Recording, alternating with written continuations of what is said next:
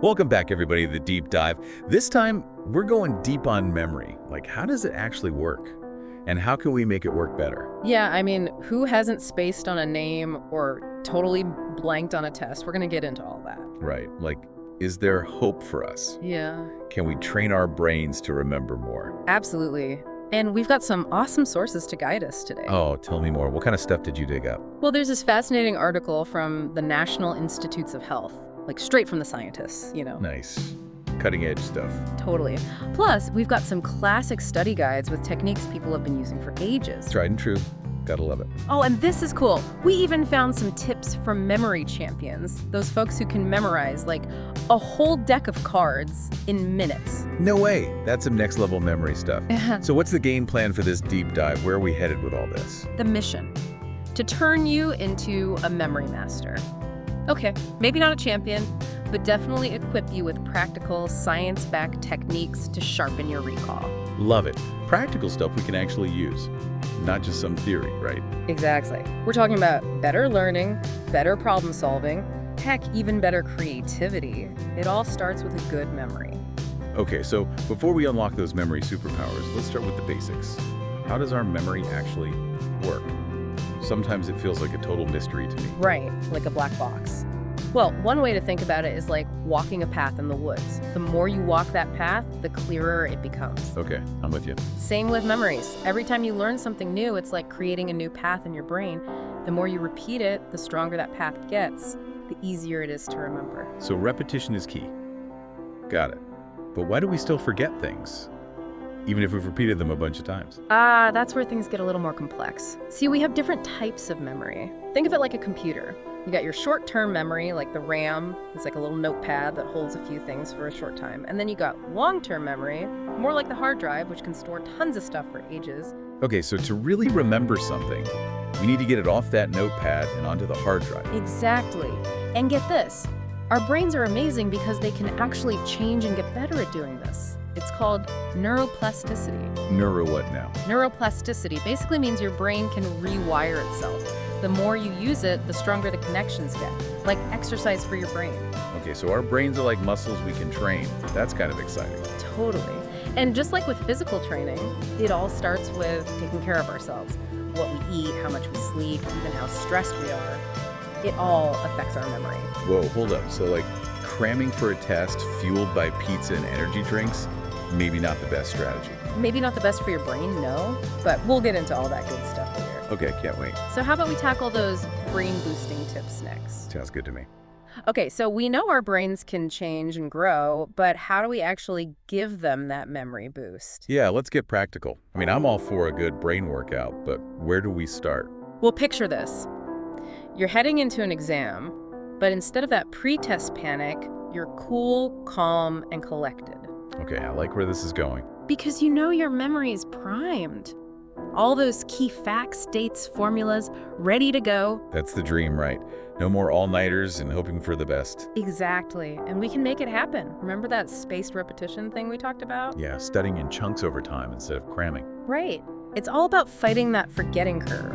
So ditch the all-nighter and spread out your study sessions. So like, review your notes a little bit each day. Exactly. Give those brain pathways time to solidify. And don't forget about mnemonics. Oh yeah, those are fun. Like ROYGBIV for the colors of the rainbow. Totally. Turn those boring facts into something catchy, something you can actually remember. I'm all about making studying less boring. So mnemonics, spaced repetition, anything else. Well, there's this interesting thing I learned.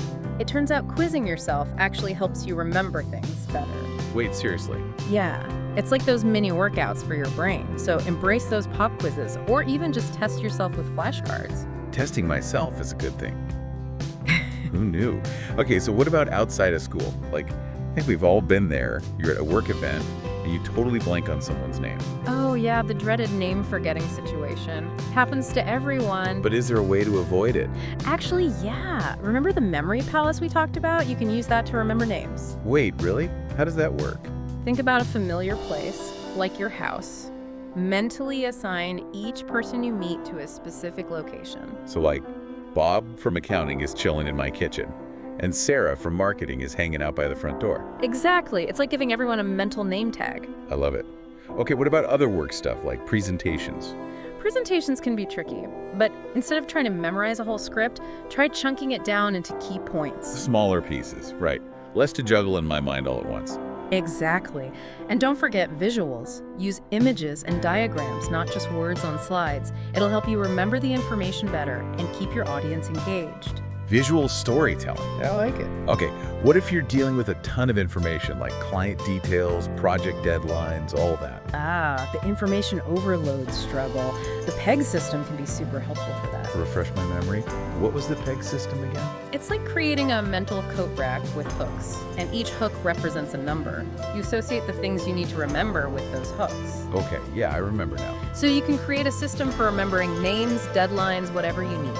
It's like having a super organized mental filing cabinet. Exactly.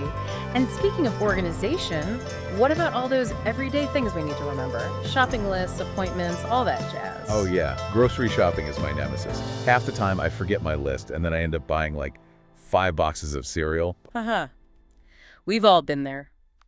But seriously, these memory techniques can help with all of that. Birthdays, anniversaries, even those funny stories you want to tell at parties. No more forgetting my best friend's birthday. Exactly. Imagine having that memory superpower, never missing an important date, or forgetting a hilarious anecdote.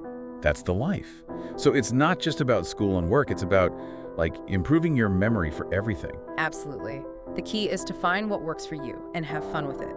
Experiment with different techniques, get creative, and make it your own. Okay, so we've loaded up our memory toolkit with all sorts of cool techniques, but now where do we go from here? Like, how do we actually put all this into practice? Well, I think the key is to start small. Don't try to overhaul your whole memory system overnight, you know? Yeah, that makes sense. Don't overwhelm ourselves. Exactly. Pick 1 or 2 techniques that really click for you. Like maybe start with spaced repetition for those vocabulary words you've been struggling with. Or like, build a mini memory palace for your to-do list. Exactly. Just little things to start flexing those memory muscles.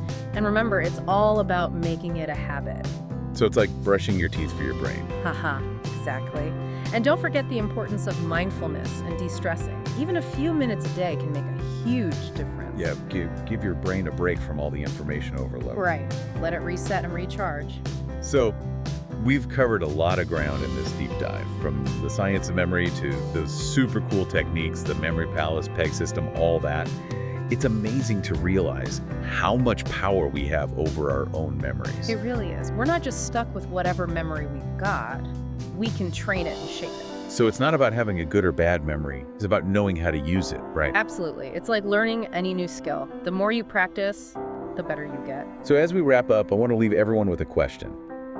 What will you remember better starting today? Ooh, that's a good one. What knowledge, what skills, what experiences will you commit to memory? I think that's such an important thing to consider. Because it reminds us that we have a choice. We can choose what we remember, what we hold on to. Exactly. And by taking control of our memory, we can really shape the narrative of our own lives. So go out there, explore these techniques, and unlock the incredible potential of your amazing brain. And remember, it's a journey. So be patient with yourself, have fun with it, and most importantly, keep those memories alive. Thanks for joining us on the Deep Dive, everyone. We hope you learned something new and are ready to become memory masters. Until next time.